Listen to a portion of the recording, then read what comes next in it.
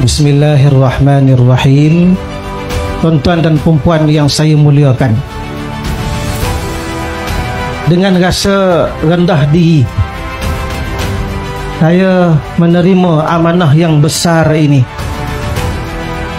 mewakili Perikatan Nasional sebagai calon PRK Dun Air Kuning. Terima kasih yang tidak terhingga kepada seluruh kepimpinan Perikatan Nasional yang memberikan kepercayaan kepada saya untuk menjadi calon di Dewan Undangan Negeri Air Kuning kali ini.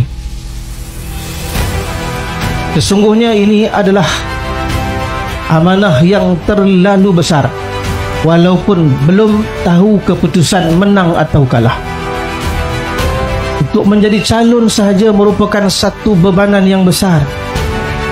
Tetapi dengan sokongan tuan-tuan, dengan restu dan doa seluruh rakyat di dalam Dewan Undangan Negeri Air Kuning ini, bermula dari Tapahrut, Kampung Matih, Tanjung Keramat, Air Kuning, Sungai Lesung, Sungai Kurung, Batu Masjid, sehinggalah Simpang Tiga Bedo, sehinggalah Kampung Rahmat, Jeram Mengkuang, dan akhir sekali Nun, jauh di mata dekat di hati, Kampung Coldstream.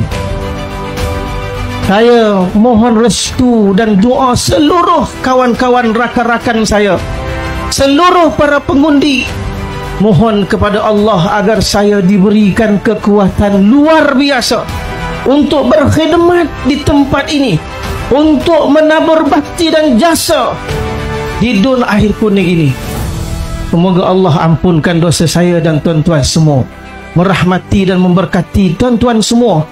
Bantulah saya dan Perikatan Nasional, berilah peluang untuk kita mentadbir, mengurus kawasan ini dengan penuh keikhlasan, ketulusan, kejujuran, keadilan, berpaksikan prinsip Islam dan nilai-nilai murni dalam agama ini.